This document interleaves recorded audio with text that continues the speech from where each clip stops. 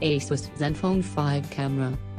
The Asus Zenfone 5Z and Asus Zenfone 5 both have two cameras on the back, a 12MP f/1.8 main camera and a 120-degree wide-angle secondary lens, which you can use when you want to fit more in a shot.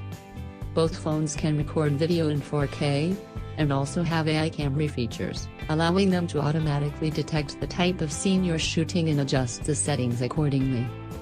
But if you want more control, there's also a Pro mode, which lets you manually adjust most settings, and both phones have an 8MP f/2.0 front-facing camera.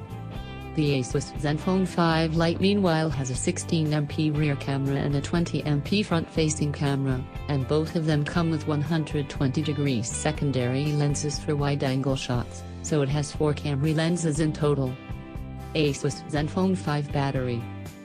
All three Zenfone 5 models have 3,300 mAh batteries, and while we don't know much about the Zenfone 5 Lites, we do know that for the standard Zenfone 5 and Zenfone 5Z there's both fast charging and AI charging, which means the battery can monitor your charging habits and adjust the charge rate accordingly, to help the battery age slower.